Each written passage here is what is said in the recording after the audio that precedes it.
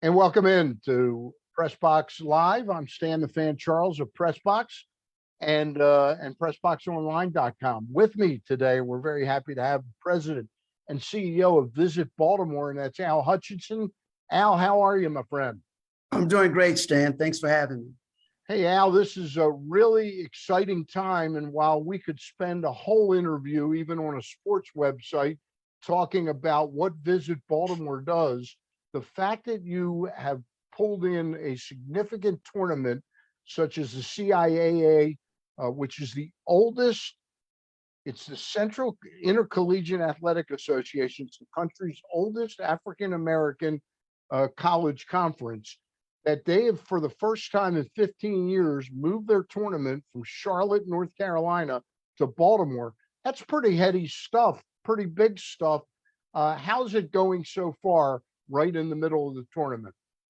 Yes, thanks, Stan, for this opportunity to chat with you and your viewers. So far, so good. You know, yesterday was day one of the tournament.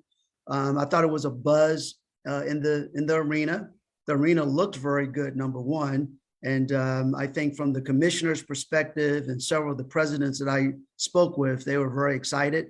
For day one, we had pretty good attendance. And Tuesday is normally a very slow day for the conference tournament. It builds momentum during the week, but I think we're off to a great start, and it's really exciting. Bowie State men won last night, so that's a good news story as well. Well, of course, Bowie State being the host school of the tournament, I was going to ask you later in the interview, but since you mentioned Bowie State, without Bowie State's involvement, would Baltimore have been able to bring this tournament to Maryland? I would say unequivocally no. Okay. Bowie State and Dr. Bro, the president of Bowie, it had to be a partnership. They're the host institution. Dr. Bro is the chair of the President's Council. The 12 presidents vote to where the tournament goes. And so we needed Dr. Bro's support. And day one, Dr. Bro embraced Baltimore City going after the tournament. And I think Dr. Bro sees this as an opportunity to put a spotlight on Bowie State's platform as well and their brand. So this is a win-win: Bowie State, Baltimore City, State of Maryland, and the CIAA.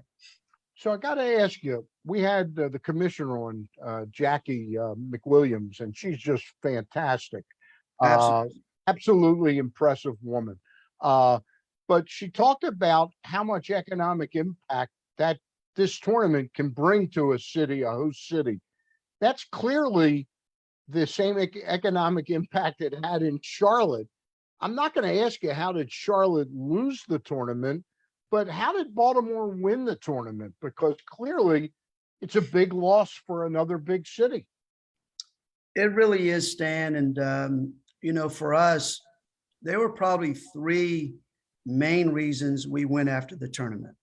Number one, just from an economic perspective, it fit a time of year that we call need period. The last week in February is historically slow in the hospitality space. Hotel occupancy is typically low. Restaurant tour sales are down. Our museums and attractions sales are down. And now with COVID overlaying all that, it's even down further. So we saw this as an opportunity to fill a gap period for Baltimore City when we needed some business, bring this tournament to town, fill up hotel rooms. The fan base, student athletes could go to the restaurants and other cool places here in Baltimore. So economically, it made sense. And to give your listeners some really context, 2006, when it went to Charlotte, it was a $15 million economic impact on that community in 2006. In 2020, the last year of the tournament after 15 years, it was 50 million, 50 economic impact. So to Charlotte's credit, they grew the tournament. They grew the tournament, yeah. They grew the brand, and it worked for Charlotte and it worked for the CIAA as a good revenue producer for both. That's what we're looking for here. Economically, we think we can grow it. I think the second reason why this made sense to us is just the demographics. You know, Baltimore, majority African-American city, CIAA, majority African-American demographic. I believe it was hand in glove, peanut butter and jelly. It was a great combination, a great fit. And it was an opportunity for us to tell a broader story about Baltimore that a lot of people don't know. And I think we're a misunderstood city.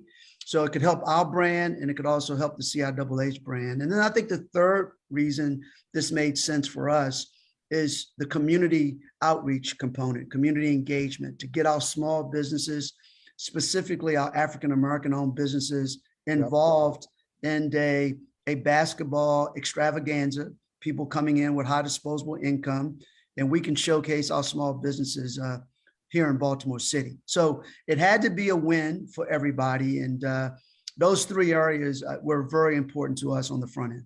What do you think their win, the CIAA's win, in other words, you had to convince them of a vision you had of what the tournament could grow to here. Do you think they bought that vision, that Baltimore had a chance to even grow this bigger? Yes, Dan, I do believe they saw a broader messaging. And so a part of our pitch, we also stated to the 12 presidents that if they were to choose Baltimore City for this tournament, they would have an opportunity to broaden their CIAA footprint. Yep. So, other than Bowie and Lincoln in Pennsylvania, the remainder schools are Virginia to South Carolina. So this has been pretty much a Southern-based tournament. Yep. These are 12 small HBCUs, small enrollments. Revenue is extremely important to these institutions. So by coming to Baltimore, we instilled upon them that the DMV, a big draw, a lot of their alumni base lives in this area, but also now they can expose young people who live in Maryland, DC, Delaware, Pennsylvania, Jersey, New York, Boston, to an incredible conference, great institutions, and to a lot of young people, a smaller environment is where they can thrive. So we felt, and I believe the president saw it as well, this would be a huge opportunity for them to grow the CIAA's footprint in a part of the country that was fertile. And I think they looked at it as a great opportunity. Thank you for explaining that, because I think you hit the nails on the head. I wanted to ask you, the tournament originally was moved. They announced it in January 2019 that it would move. Last year, it was a 3-year deal. Last year was postponed due to COVID. It went virtual, so to speak.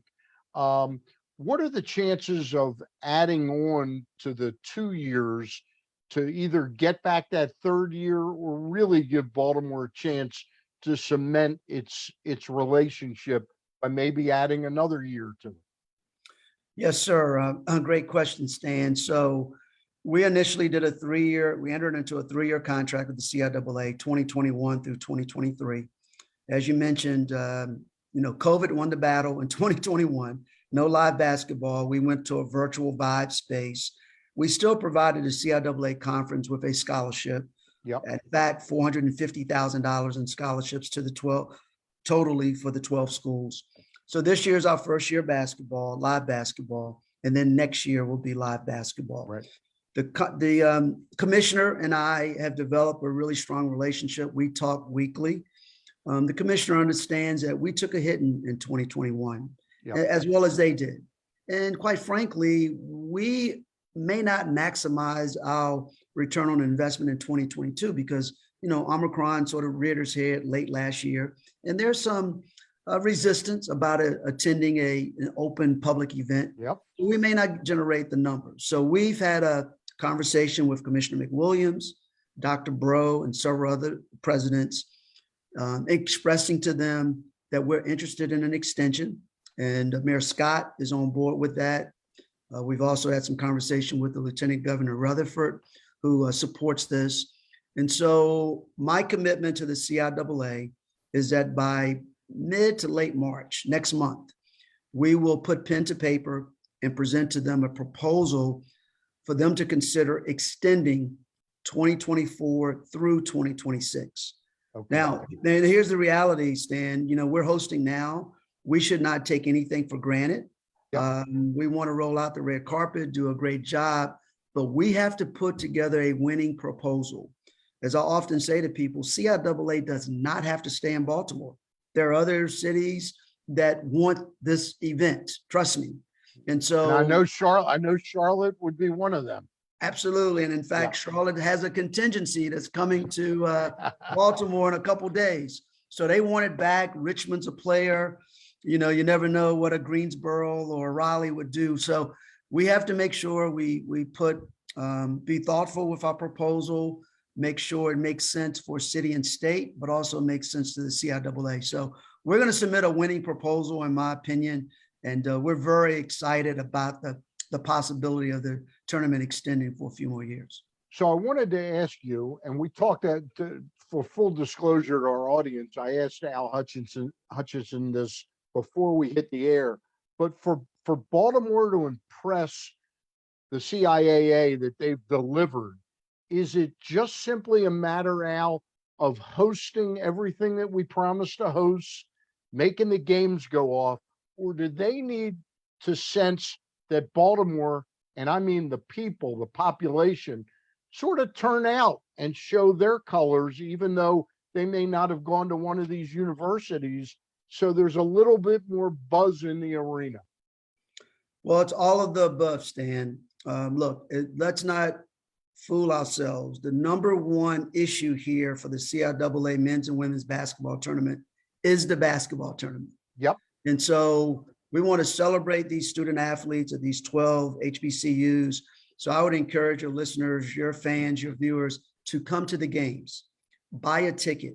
And there are single tickets available as we speak. And look, every ticket that you purchase goes to the education of some young man, some young woman that wants to attend one of these institutions. So again, revenue is extremely important. So we want to fill Royal Farms Arena. That's our hope. That was our commitment to the conference. So that's a big piece of it. I think also from the commissioner's perspective and from the presidents where they sit, they want to feel valued. They want to feel welcome. They want to know that they are important to this community. And so that's why we've created a number of educational events for them. Because I think sometimes, you take groups for granted, and if they've been with you for a while, it may get a little stale. And we don't want that to happen. We want to show the love to this conference, not only to the presidents, but to the fan base, to the cheerleaders, to the band members, to everyone's affiliated. This is a really, really huge opportunity for Baltimore to shine and to show our better selves to a community of people who may have some really misperceptions about Baltimore. Yeah. And some folks who haven't been here for years, some who've never been here. And so I would say to you, let's show the best side of Baltimore. We're passionate basketball fans. Obviously, you know the history. I don't have to name all the people who came through or played basketball, but huge history. We're just passionate base of folks anyway. So let's show that love, that excitement, and really welcome all of our fans and friends to Baltimore during this week. Just to sort of recap it, there's 12 schools currently in the CIAA. And for those that don't know in our viewing audience today, or whenever they watch this week, there's 12 schools, but there's 24 teams because you got the men's side and the women's side competing at the same time. And they're all playing all their games at the Royal Farms Arena. How are the logistics, Al, in working that out? I guess you weren't the schedule maker, but it's quite a feat to me. It is quite a feat, Stan. And let me just say this at the top of that question. The CIAA is the only conference in America right now where the men's and women play at the same venue. At the same during the same time. So, it's basketball all day for the first 2 days. They start at 2 o'clock in the morning. They did yesterday, did today. They go until about 11 o'clock at night. And then the single elimination. So tomorrow, quarterfinals, and then Friday, semis, and then finals on both men's and women's finals on Saturday. So it's a big feat. And in fact, one of the attractions to Baltimore, we committed that the men and women will all play at Royal Farms Arena. That was not the case in Charlotte. Early on, they played at another venue, and then the later games was at the Spectrum, which is the home of the Charlotte Hornets. So we made that commitment. Yep. Royal Farms Arena, and to the credit of Frank and team, it looks really good. we, through our budget, spent some money to outfit it. There's great signage there. And again, as I mentioned earlier, there was a buzz in the stadium both yesterday and today. So it's going to be exciting, no doubt. Tell me the African-American owned businesses, are you happy with the level of support that they have shown to this? Absolutely. We reached out to the small businesses, African-American owned businesses early on in the process. And I'll give your viewers a couple quick examples. Number one, we have about 4,000 CIAA masks that we've had produced, and they were manufactured right here in Baltimore City, in West Baltimore, at City Youth Development. Rashid and his team produced those masks. They look great. We're going to pass a number of those out tonight at the welcome reception. That's Mayor Scott and Dr. Bro's welcome reception. That was big. We also partnered with another organization, minority owned, that produced our volunteer apparel. And so we have volunteers all over the city, and they have caps, hoodies, scarves, gloves. It's going to get cold tomorrow for the tournament. And then we just recently partnered with another minority-owned transportation company to transport our attendees from hotel to Royal Farms Arena free. And so it was very intentional for us to partner with our small-owned, Black-owned businesses. Yep. We've created a Black-owned business directory for the first time. We have those at each hotel. They're at the convention center. It's also in a digital format. And so we can add on Black-owned businesses moving further. There's also a Black-owned restaurant tour promoting 8 African-American owned restaurants here in Baltimore during the week. So, have we done all of them? No, but it's a good start. And I would say to you, our local organizing committee is made up of folks from the private sector, public sector, community base. And we're proud of what we've done to bring everybody to the table. I would say to you, Stan, this may be the first time in the history of a special event or convention in Baltimore City that we have welcome banners in neighborhoods. We have welcome banners on North Avenue, on That's Pennsylvania Avenue, in front of the Billie Holiday statue, in 5 playgrounds around the city. It was extremely important to us to get the residents of Baltimore City involved in this process. So, well, again, we're proud of it. It's not perfect, so I want everybody to understand that, but we're going to continue to get better and improve upon what we did this year. All right. I'm enthused about it. I'm going to get down there for my first day tomorrow. I'm going to be down there tomorrow afternoon for 2 or 3 games. I'm looking forward to it. A couple more questions with you right now. Yes, sir. Jackie McWilliams, the commissioner of this league. I've interviewed people in sports for 30 years. People like Larry Lucchino, people like Peter Angelos. I got to tell you, I use the phrase blown away. I was absolutely blown away by her. And I'm wondering, when you started to have discussions, I'm sure you were at that level, that you were in on some initial discussions that she was involved in. Did you come away as impressed as I was with Commissioner McWilliams? Well, yes is the answer, the short answer, but the long answer is I did not know Commissioner McWilliams prior to us looking into the CIAA basketball tournament. Right.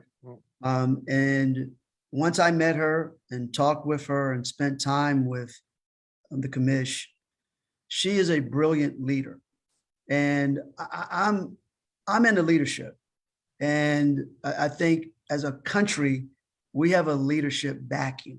And so anytime you can meet someone in any genre, any business, I don't care what it is, that exudes passion, exudes how to cooperate, how to be open-minded, be visionary, be a team-oriented person for her staff.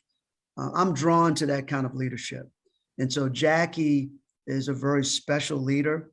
She's one of the few African-American commissioners in this country of a conference. And so to her credit, she's taken the CIAA conference to a higher level. It's not just a basketball tournament. They have many tournaments that and championships that she's responsible for. So I'm extremely impressed with her skills, her intellect, and her leadership ability. Look, anytime you put on a tournament of this magnitude, if you don't come to the table with being a good partner, this doesn't work for either party.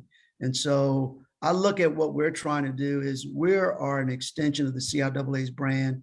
We want to be a partner with the commissioner and her team. And if her leadership wasn't the way it is, I don't think we may be here today. I'm very impressed with the work she's done for that conference. It's just funny meeting her, and a few days earlier, I had always heard the name Sashi Brown, the gentleman that Steve Bisciotti tabbed to replace Dick Cass.